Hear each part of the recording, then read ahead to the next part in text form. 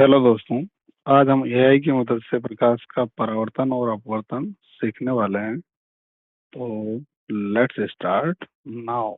हम्म हर सुबह जब हम उठकर आईने में अपना अक्स देखते हैं ना, तो हमें लगता है कि हम अपना वर्तमान देख रहे हैं। हाँ, बिल्कुल स्वाभाविक सी बात है। लेकिन असल में जो हम देख रहे होते हैं वो कुछ नैनो सेकंड पुराना अतीत होता है। मतलब जो छवि हमें दिखती है वो प्रकाश की किरणों के मुड़ने, टकराने और हमारी आंखों तक वापस लौटने की एक बेहद जटिल भौतिक प्रक्रिया का नतीजा है। और ये प्रक्रिया इतनी तेज होती है कि हमें इस देरी का एहसास ही नहीं होता। सही कहा।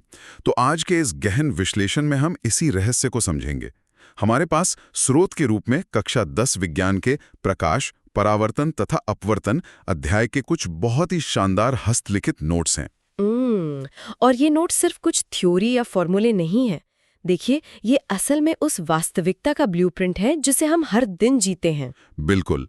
और हमारा मकसद यही है कि इन अकादमिक पन्नों में छिपे विज्ञान को हम अपनी रोजमर्रा की दुनिया से जोड़ें। नोट्स की शुरुआत में ही एक ऐसा आंकड़ा है जो सच कहूं तो दिमाग चकरा देता है। प्रकाश की गति। हाँ, निर्वात में 3 गुना 10 की घात 8 मीटर प्रति सेकंड। मतलब 3 लाख किलोमीटर प्रति सेकंड। एक सेकंड में पृथ्वी के 7 चक्कर। और साथ ही इसमें प्रकाश की दोहरी प्रकृति या ड्यूअल नेचर की बात की गई है। मतलब ये एक ही समय में कण भी है और तरंग भी। ये सच में किसी क्वांटम पहेली जैसा लगता है ना?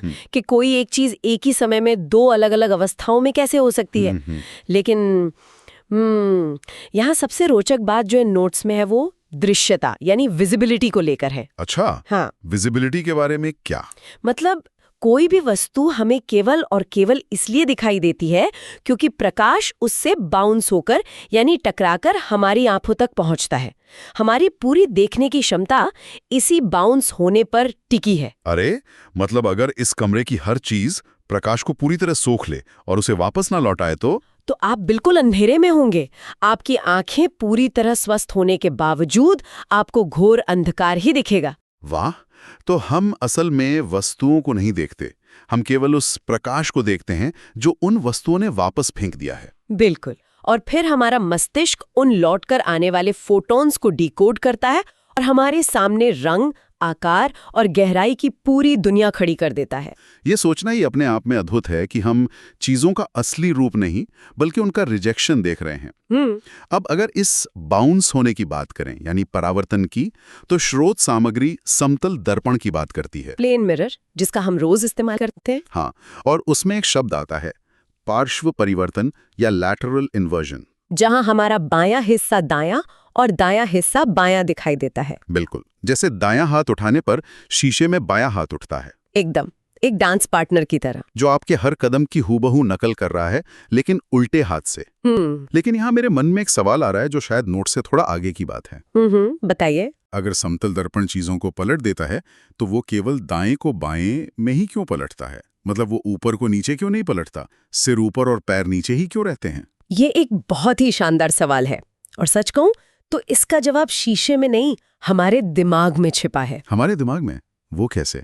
देखिए, विज्ञान के दृष्टि से समतल दर्पण दाएं को बाएं में पलटता नहीं है। वो दरअसल सामने को पीछे की तरफ पलटता है, front to back. Front to back. इसे थोड़ा और आसान भाषा में समझाएंगी? बिल्कुल। एक दस्ताने की कल्पना कीजिए। अगर आप एक दाएं हाथ के दस्ताने को अंदर की तरफ से बाहर पलट दें। अच्छा, उसको पूरा उल्टा कर दें? हाँ, तो वो बाएं हाथ के दस्ताने में बदल जाएगा। दर्पण प्रकाश की किरणों को ठीक उसी दिशा में वापस धकेलता है जिस दिशा से वे आती हैं। यहाँ परावर्तन के नियम लागू होते हैं। वही नियम जहाँ आपतन कोण और परावर्तन कोण बराबर होते हैं, एंगल आई बराबर एंगल आर। एकदम सही। और आपतित किरण, परावर्तित किरण और अभिलंब तीनों एक ही तल में होते हैं। अब होता क्या है कि हमारा मस्तिष्क एक बहुत बड़ी धारणा मानकर चलता है। उसे लगता है कि प्रकाश हमेशा एक सीधी रेखा में ही यात्रा करता है।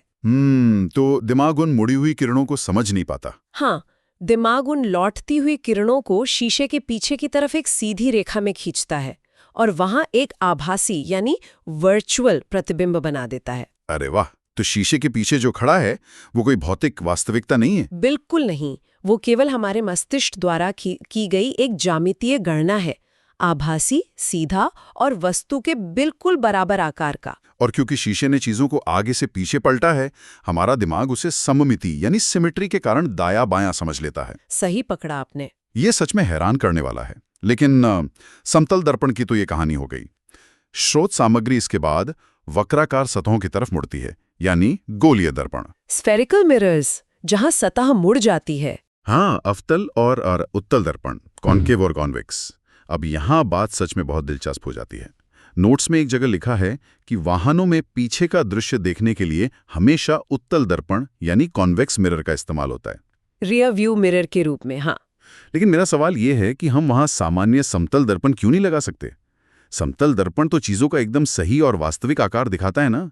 मुड़े हुए शीशे की क्या जरूरत है? देखिए, समतल दर्पण का इस्तेमाल न करने का एक बहुत ही सीधा सा कारण है, फील्ड ऑफ व्यू यानी दृश्य क्षेत्र। अच्छा। समतल दर्पण प्रकाश को उसी कोण पर वापस भेजता है, मतलब वो सिर्फ उतने ही हिस्से को दिखा सकता है जितना बड़ा खुद वो दर्पण है।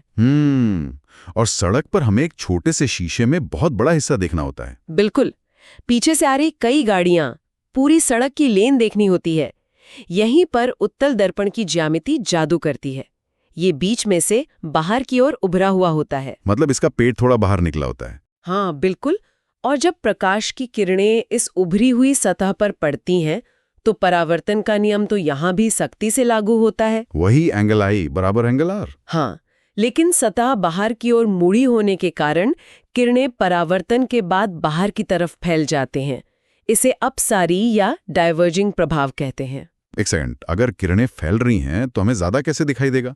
मतलब फैलने से तो चीजें स्क्रीन से बाहर चली जानी चाहिए ना, या धुंधली हो जानी चाहिए? यहीं पर वो आभासी प्रतिबिंब वाला सिद्धांत फिर से आता है।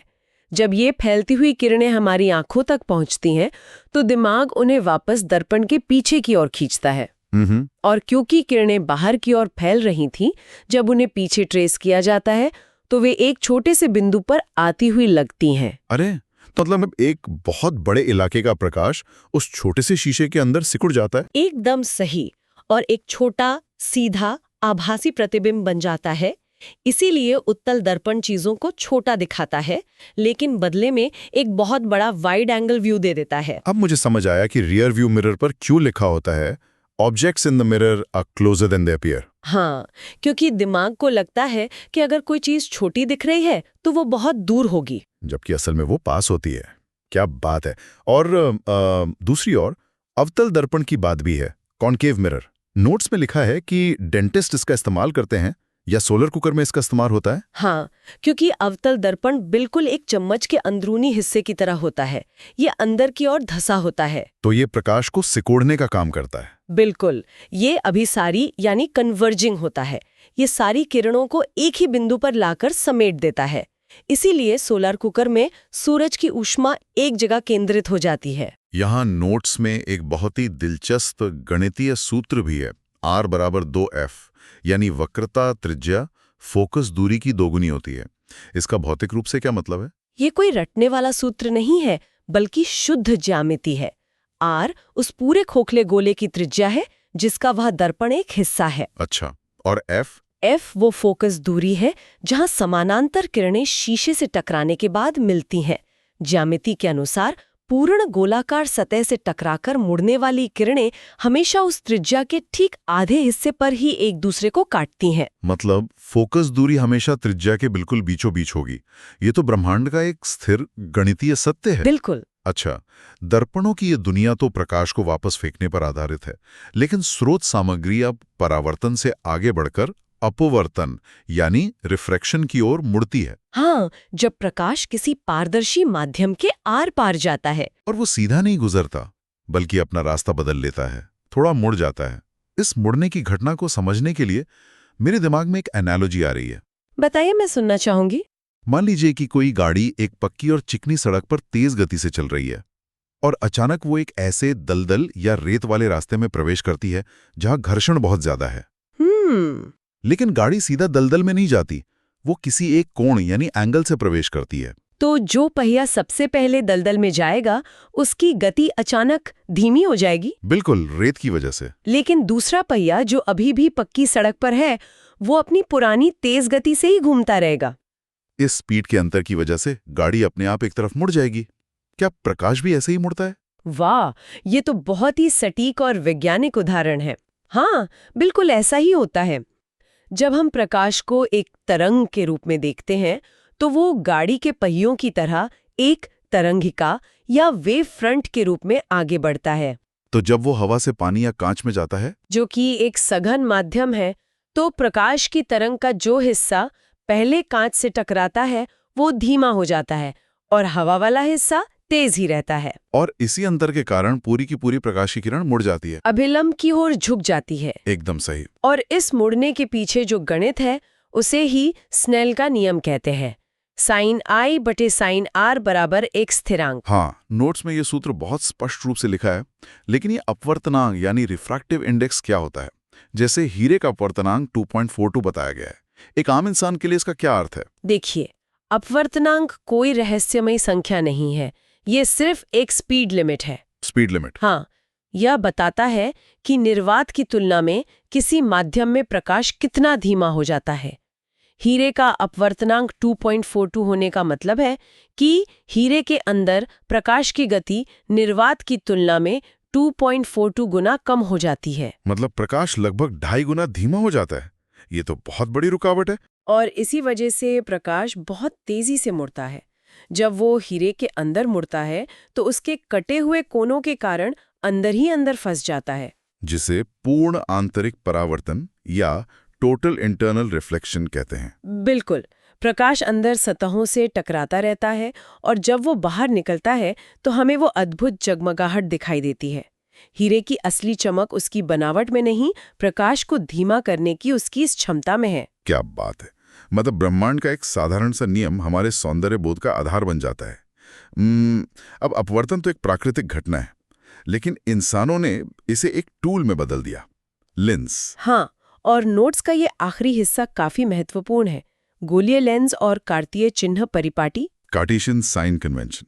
मुझे ये बिल्कुल स्कूल वाले ग्राफ पेपर की तरह लगता है। ये बिल्कुल वैसा ही है। मतलब केंद्र में 0 है, दाईं ओर सब पॉजिटिव और बाईं ओर सब नेगेटिव। लेकिन प्रकाश के लिए हमें इस ग्राफ पेपर की जरूरत क्यों पड़ी? क्योंकि प्रकाश एक 3 आयामी यानी 3D दुनिया में यात्रा करता है। हमें उसकी यात्रा को नापने के लिए एक गणितीय मॉडल चाहिए था। लेंस या दर्पण के केंद्र को हम मूल बिंदु यानी ओरिजिन मान लेते हैं। और मैंने देखा है कि दर्पण का सूत्र है 1/v + 1/u बराबर 1/f। लेकिन लेंस के सूत्र में एक माइनस का चिन्ह आ जाता है, 1/v - 1/u। ये माइनस क्यों? ये माइनस इस बात पर निर्भर करता है कि प्रकाश माध्यम के साथ कैसा बर्ताव कर रहा है।